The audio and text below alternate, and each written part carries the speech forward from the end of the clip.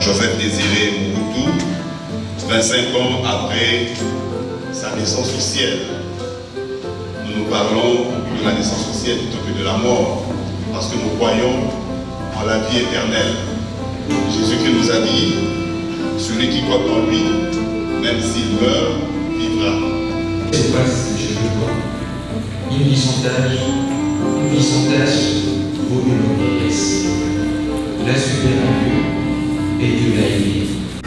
Elle met fin à la vie ici sur terre, mais la vie continue. Elle est transformée, mais elle continue. Parce que notre Seigneur nous a promis, il a dit, celui qui croit en moi, même s'il meurt, vivra. Et nous croyons que ceux qui nous ont laissés, ceux qui nous ont quittés, ils sont vivants par la grâce de notre Seigneur Jésus-Christ qui a vaincu la mort. Et le fait de se souvenir de quelqu'un, cela montre que la personne est vivante, mais d'une manière spirituelle, parce qu'il est présent dans nos esprits, dans nos mémoires. Lorsque une personne veut faire du mal à quelqu'un, vraiment du mal, le tuer et même le faire du mal au-delà de la mort, on va jusqu'à salir sa mémoire pour que les personnes ne puissent plus se souvenir de lui. C'est comme si on tuait une personne deux fois. On les tue humainement, mais on le tue deuxièmement spirituellement, en faisant en sorte qu'on ne puisse plus penser à lui.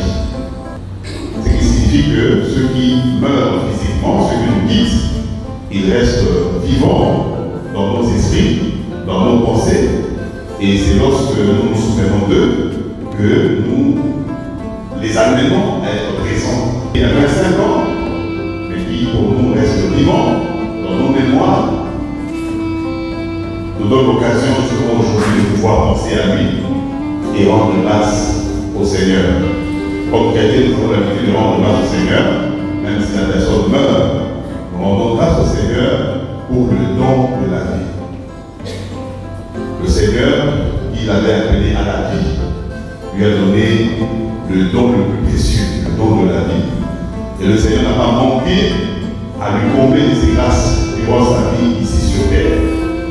Donc, c'est toujours un motif de rendre grâce au Seigneur pour les bienfaits que notre Père avait reçus dans sa vie ici sur terre. Et nous voyons par la foi qu'il continue à recevoir ces grâces du Seigneur, même au-delà de la vie ici sur terre. Mais pour revenir sur la mémoire, en nous souvenant de lui, en pensant à lui, nous voulons justement exprimer notre amour vis-à-vis de celui qui a eu à diriger notre pays. C'est parce que nous aimons, on aime quelqu'un, qu'on pense à lui, qu'on voudrait que sa mémoire ne puisse pas disparaître. On voudrait le rendre présent aujourd'hui dans notre vie. C'est l'amour justement qui nous fait penser, qui nous fait nous souvenir d'une personne qui n'est plus avec nous. C'est comme ça que nous dit, la mort n'arrête pas l'amour. On va nous acquitter. Aujourd'hui, nous célébrons ta mémoire. Nous avons connu des moments fastes de ce pays. On se rend compte de l'importance d'une personne dans nos vies seulement lorsqu'on la perd. Et aujourd'hui, nous comprenons quand le maréchal a dit, je cite, après moi, c'est le déluge. Nous célébrons 25 ans de sa disparition.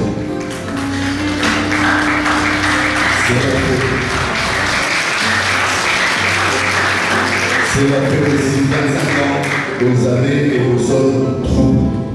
Donc, nous comprenons le vrai héritage que le maréchal nous a légué, ce n'est pas la fortune, c'est plutôt la paix et l'unité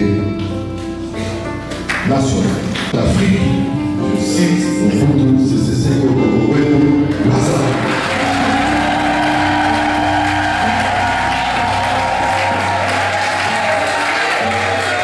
Je remercie également le clergé, l'Église catholique, qui nous a jamais fermé ses portes. J'aimerais aussi mentionner une mention très spéciale, et j'espère que vous allez applaudir le colonel Montoko Hilaire ainsi que son bataillon de sécurité qui ont, avec accompagné le maréchal jusqu'à sa dernière demeure. Je commencerai par la grande dame, Maman Yemo, la maman de toutes les nations.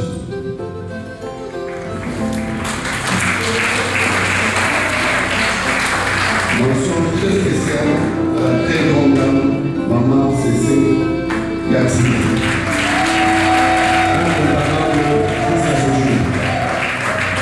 Papa Mokoto Kedewe, Papa Kwemani, Papa Zemanda, Papa Dongo, Papa Ludo. Sans oublier les héros de la famille, Mobutu Kongolo, Ndolo.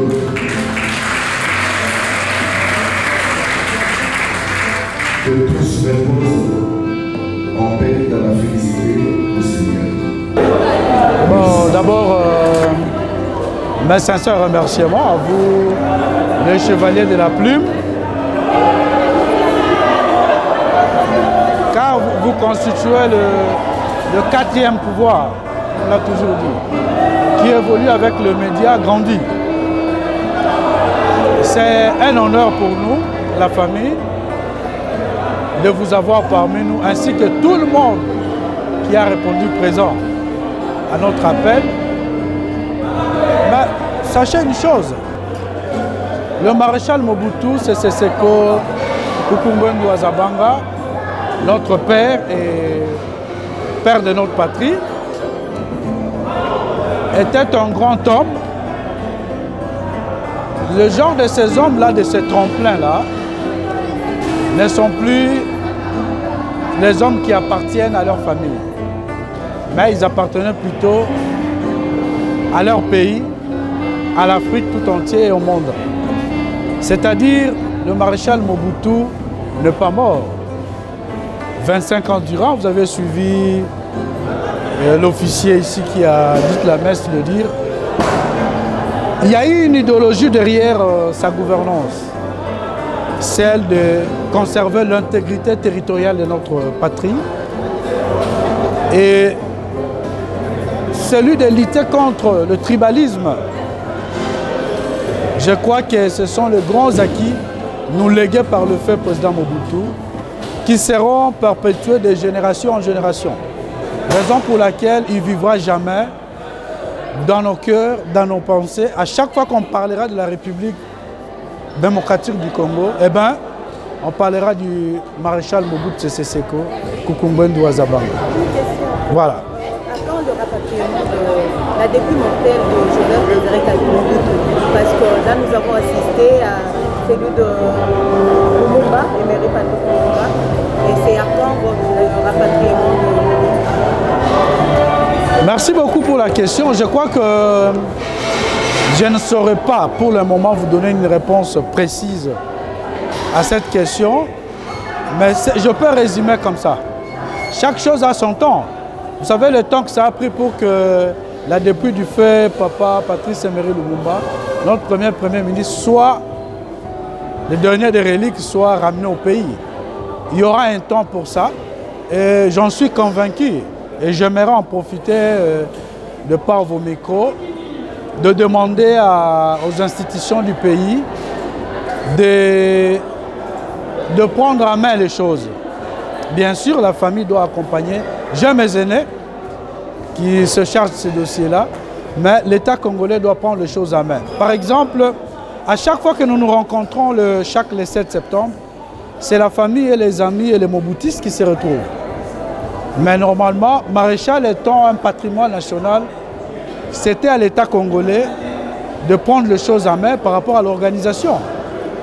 Et par là, j'en profite pour demander à notre institution, le Parlement, s'ils veulent immortaliser ceux qui ont servi ce pays, ceux qui ont sacrifié toute leur jeunesse pour ce pays, eh ben, ils doivent faire passer toutes les dates que nous commémorons pour nos héros et ainsi que les autres doivent passer par le Parlement. Donc si c'est élu par le Parlement et adopté, ça va rester comme tel de génération en génération.